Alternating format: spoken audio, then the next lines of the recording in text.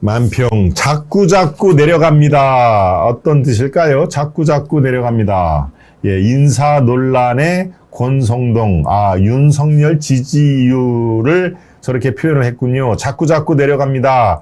예, 저게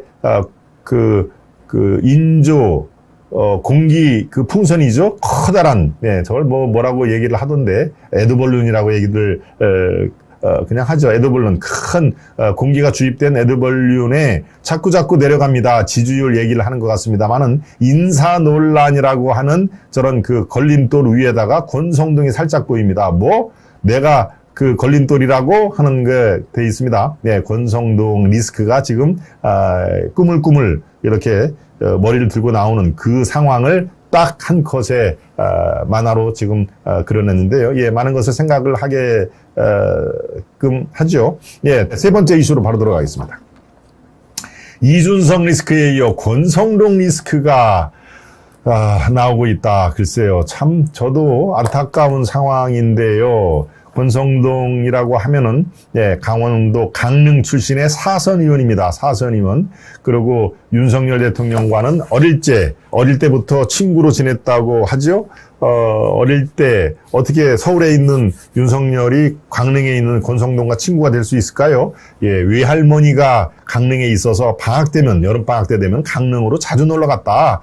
자주 놀러 갔는데 한 번은 3학년 때인가 4학년 때인가, 예, 성열아, 옆집에 공부 잘하는 애가 또 있단다. 근데 너랑 나이가 똑같은 것 같은데 한번 가서 걔를 한번 만나보렴 해가지고 소개했다는 게 권성동이었다는 거 아닙니까? 예, 권성동이 나이도 똑같고, 예, 지금 60년생이죠? 60년생. 우리 나이로 63. 예, 똑같이 60년생이고요. 학교는 1979년도에 대학을 입학한 79학번, 예, 입학한 해를 학번이라고 하지 않습니까? 79학번이고, 네, 이 권성동은 중대법대를 갔습니다. 중앙대법대 출신의, 이제 변호사였고요. 예, 윤석열은 서울법대 출신인 거 여러분들 잘 아실 테고.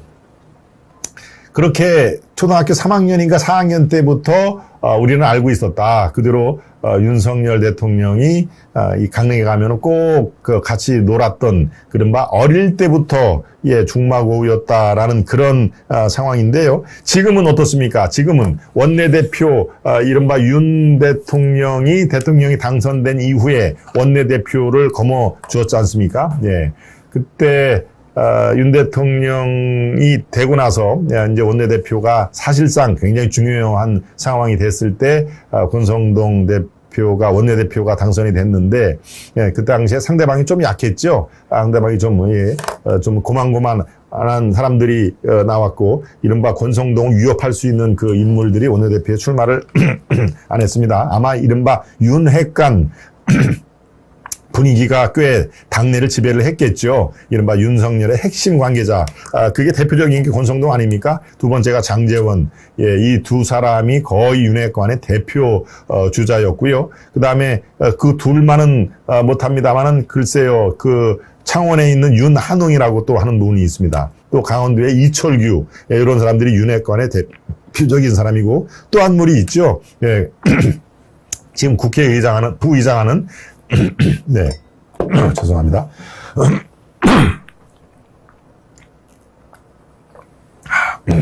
예, 국회 부의장하는 정진석도 정진석 의원도 상당히 윤 대통령과 친한 관계입니다만은 국회 부의장이라는 그런 역할에 더 치중을 하기 때문에 윤핵관의 좌장격 이런 식으로 이제 언론에서는 표현을 합니다만은 그분들이 다 윤핵관 1세대들입니다. 1세대. 그 다음에 이제 그 2세대를 흐시탐탐 이제 노리기 위해서 열심히 노력했던 배현진이라든가 이런 사람들이 이제 윤핵관의 새로운 주류로 이렇게 들어오려고 애를 많이 쓴 거 이 시간을 통해서 여러분들께 설명을 드렸고요. 네, 그런 권성동 원내대표가 지금은 어떻습니까? 이준석이 아웃되면서 이른바 당 직무대행, 당대표의 직무대행까지도 지금 거머쥐었지 않습니까? 그러니까 원내대표와 직무대행을 같이 하는 사실상의 완톱 시스템인 것이죠. 네, 지금은 국민의힘의 당대표가 고리가 된 마당에 이 이준석이 지금 부산의 광안리 해수욕장 좀 있으면 저 사진을 제가 보여드리겠습니다만은, 전국을, 이렇게 떠돌면서 지지세를 규합하지 않습니까? 예, 당은 지금 현재로서는 권성동의 확실한 1인 체제다, 라고 하는 그런 상황인데요. 그런 상황이기 때문에 권성동이 사실은 굉장히 잘해야 됩니다. 지금 지지율이 떨어지는 상황에서 지지율을 올리는데도 완톱이 굉장히 중요할 상황인데, 실제로는 어떻습니까? 실제로는 오히려 당 완톱 체제인 권성동이 지지율을 까먹고 있는 그런 상황이 돼버렸습니다. 네. 지금, 권성동 본인이 추천을 해서 대통령실에 근무를 하고 있는 구급 행정요원이죠. 구급 행정요원이 지금 상당히 지금 온라인을 달구고 있습니다. 예, 공무원 시험 합격은 권성동이라고 하는 그런 패러디물이까지 나올 정도로 권성동이 추천한 사람들이 지금 이 사람뿐만이 아니라 서너 사람 든다는 거 아닙니까? 네, 이거 말고 공무원 시험 합격은 그거를 한번 올려봐 주세요. 예, 패러디물이 지금 온라인이 굉장히 달구고 있는데, 바로 이 공시생들, 취업 못해서 이 노량진이라든가 시험 준비를 하고 있는 공시생들, 2030 젊은 층들은 사실 분노의 대상입니다. 예. 분노에. 예, 지금, 공무원 시험 합격은 권성동, 강원랜드 시험 합격도 권성동, 이렇게 지금 이런 패러디물이 지금 아주 온라인을 달구고 있는데요. 바로 이 권성동 본인이 추천을 해가지고 4명인가요? 지금 대통령실에도 있고 여기저기서 추천을 많이 했다는 상황이니까, 바로 그래서 공무원 시험 합격은 이렇게 라디오 방송의 광고를 패러디해서 권성동이라는 얘기가 나오는 것입니다. 그런데 또 한 수를 더 떴죠. 권성동이 그거 고위직도 아니고 구급 공무원, 구급 행정요원 추천한 것 같고 왜들 이렇게 말이 많아요. 그리고 그 사람은 열심히 캠프 때부터 한 사안이기 때문에 내가 자신 있게 추천을 한 거다라고 얘기를 했는데요. 글쎄요. 그렇다면 다행이지만 그 구급 행정요원의 아버지가 강릉시 선거관리위원회라는 사실이 밝혀지면서 권성동 말은 사실은 신뢰성이 떨어지는 그런 상황이 돼버렸습니다. 예. 아버지가 강릉시, 본인의 지금 지역구가 강릉 아닙니까? 강릉시 선거관리위원회의 선관위원으로 있는 사람을 아들이 캠프에 있었다는 이유로 청와대 옛날이면 청와대죠. 대통령실에, 그리고 9급, 7급을 그렇게 나눠서는 안 됩니다. 9급, 높은 사람도 아니고 9급을 추천했다고 왜 이렇게 말들이 많아요? 라고 하는 그런 얘기는 잘못된 인식입니다. 예, 옛날에 청와대지요. 지금 대통령실에 9급 행정요원이면요. 여기서 한 6개월 정도 근무를 하거나 1년 정도 있고, 이 관계기관에 가면은요. 이 사람들은 과장급으로 영전이 됩니다. 과장급. 팀장급으로 영전이 될 만한 아주 중요한 스펙인 것이죠. 대통령실에서 근무를 했어. 그것도 초대 대통령, 윤석열 초대 대통령실에서 근무를 했어. 바로 그냥 이렇게 되는 겁니다. 그래서 청와대, 이전 같으면 청와대에 들어가려고 그렇게 기를 쓰고 청와대를 들어가는 것이죠. 지금은 마찬가지죠. 대통령실에 근무했다는 게 하나의 큰 스펙 중에 스펙이라고 작용을 하는 겁니다. 그러니까, 지금, 누굽니까? 권성동이 얘기했듯이, 그거 9급 말단 행정요원으로 하는 거 왜 이렇게 시끄러워요? 라고 이렇게 됐다 받아칠 게 아닙니다.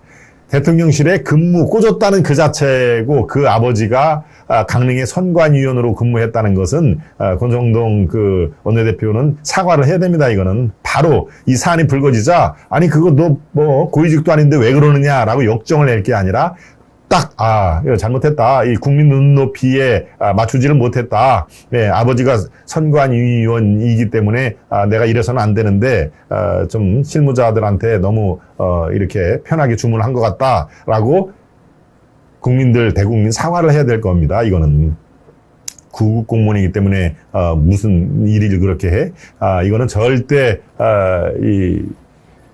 사과를 해야 될 그럴 상황이기 때문에 바로 권성동 리스크라는 얘기가 그래서 이렇게 삐질삐질 지금 새 나온다 하는 얘기인데요. 예, 장제원이 그 말에 이 한마디 덧붙였습니다.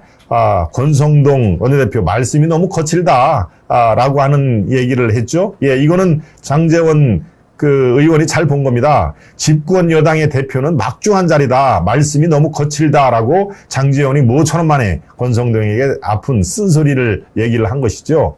예, 강릉 지인인 사적 체험 논란 관련해서 브라더를 직격하면서 공개 경고장을 날렸다. 브라더 둘 사이에 윤핵관, 아주 초대 윤핵관 중에 나이는 물론 권성동이 더 많기 때문에 이제 형 동생 하는 사이죠. 그렇지만 집권 여당의 대표는 막중한 자리이기 때문에 지금 권성동 사실상의 대표를 맡고 있는 권성동, 그래서는 안 된다라고 직격탄을 날린 것입니다. 어떤 압력도 받은 적이 없다. 능력 등 고려해서 직급을 부여했다. 사적 채용 논란을 불식시키기 위해서 권성동은 얘기를 하는데 저거는 저렇게 얘기를 하면 안 됩니다. 저건 대국민 사과를 반드시 해야 됩니다. 국민들 눈높이에 맞지 않은 것을 사과드립니다. 그리고 다시는 이런 일이 재발되지 않겠다라고 즉시 오늘 중으로 사과를 해야 됩니다. 지금 저렇게 버틸 일이 아닙니다. 예. 그러니까 바로 이렇게 권성동 리스크라는 얘기가 나오는데요. 예. 리스크는 리스크란 말의 그런 상표권은 이준석이 갖고 있죠. 예, 이준석 리스크라는 말을 항상 달고 다녔기 때문에 결국은 성상납, 파문으로 결국은 6개월, 직무 정지가 된 상황인데, 예, 지금 이준석은 어떻습니까? 이준석은 전국을 돌아다니면서 새 규합을 하고 있습니다. 2030 또는 호남, 이른바 국민의힘에서 취약계층으로 여기는 2030, 또 호남 지역 이런 데를 돌아다니면서, 예, 호남 지역은 광주의 무등산을 다녀왔다고 제가 지난주 말씀을 드렸죠. 조용히 힘을 모으는 이준석. 네. 당 윤리위원회 징계 재심 청구를 안 했다.